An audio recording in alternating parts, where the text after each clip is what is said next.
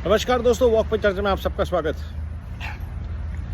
भारत में विभिन्न विचारधाराएं हैं और एक जो अधिकतर विचारधाराएं हैं या तो सकारात्मक भारत निर्माण को समर्पित हैं या नकारात्मक परिवारवादी भ्रष्टाचार को, जिसको उन्होंने डॉटेड इंडिया के पीछे छुपाने की कोशिश करी है। बार बार मैं इन मुद्दों पे इसलिए आता हूँ कि भारत के उत्थान या पतन के पीछे यही दो विचारधाराएं काम करेंगी।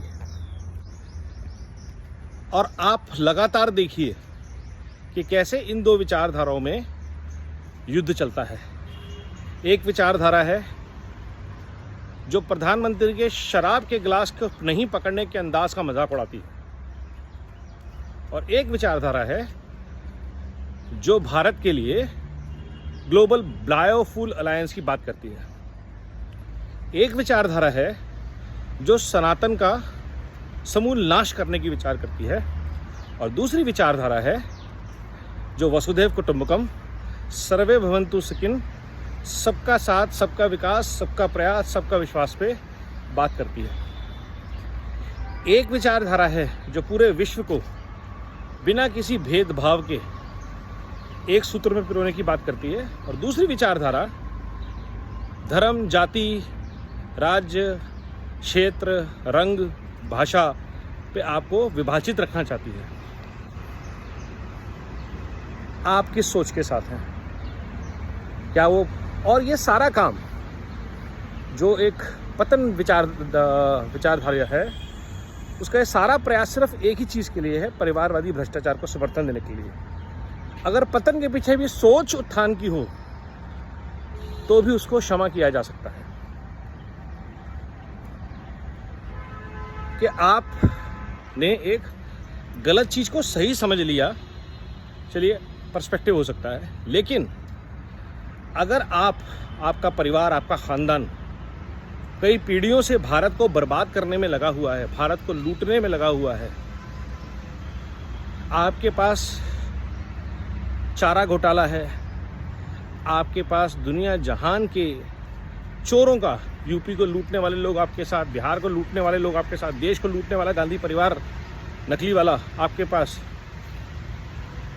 देश को विभाजित धारा में करने वाले टुकड़े टुकड़े गैंग, लेफ्टिस्ट सारे आपके साथ, देश को साथ खून की होली खेलने वाले फारूक अब्दुल्ला से लेकर ममता बनर्जी तक आपके साथ, और आप भारत जोड़ो यात्रा बोलते हैं। तो देश आज की डेट में जाग चुका है, और ऐसी किसी विचारधारा से कोई भी भारतवासी, हिंदू, सिख, मुस्लिम, ईसाई, अंत में सब सनातनी हैं, क्योंकि सबके पूर्वज इस धरा से जुड़े हुए हैं। अगर कोई ऐसा सोचता है कि वो अफगानियों की औलाद हैं या मिडल ईस्ट से आए हैं, उनके पूर्वज, तो इनकी गलतफहमी है। और हम सब अगर इसी धरती से पैदा हुए हैं, हमारे पूर्वज वंशज इसी धरती से जुड़े थे, तो इस देश का जिन्होंने बार बार नुकसान किया है, उनके साथ तो हम खड़े होंगे नहीं, और कोई भी खड़ा नहीं होगा। और ख़ास तौर पे जब विचार ये भी नहीं है कि आपका किसी रूप में भला हो जाए, सिर्फ ये कि आपको देश को लड़वाना है, कभी मणिपुर के नाम पे, कभी कश्मीर के नाम पे, कभी तमिल के नाम पे, कभी सनातन के नाम पे, कभी मुसलमानों के तुष्टीकरण के नाम पे, कभी सिखों के खालिस्तान के नाम पे। क्यों? और एक भारत श्रेष्ठ भारत के विचार से आप पर कोसों दूर हैं, सनातन की परंपरा से आप कोसों दूर हैं। तो भारत में इन दो विचारधाराओं के बीच जो द्वंद्व युद्ध चल रहा है, उसमें भारत ने डॉटेड अलायंस को सिरे से नकार दिया है, और उस नकारने का जो प्रभाव है वो आप डॉटेड अलायंस के प्रवक्ताओं की भाषा में देख सकते हैं। इतनी घृणा, इतना रोष, इतना द्वेष किसके प्रति? भारत के प्रति, भारत के प्रधानमंत्री के प्रति, भारत की प्रगति के लिए, भारत मंडपम के लिए, भारत के बिजनेस के लिए, भारत के व्यापार के लिए, भारत की भाषा के लिए, भारत के संस्कार के लिए। हर जगह तिरस्कार, इंग्लिश नहीं आती, लैंग्वेज ठीक नहीं है, कपड़े ठीक नहीं पहनते, शराब पकड़नी नहीं आती, डांस करना नहीं आता, हाथ मिलाना नहीं आता। हमने देश के लिए प्रधानमंत्री चुना है कोई ऑक्सफोर्ड एजुकेटेड ब्राइड या गुरु नहीं। समझिए इस चीज़ को और जुड़िए build back better Bharat mission से,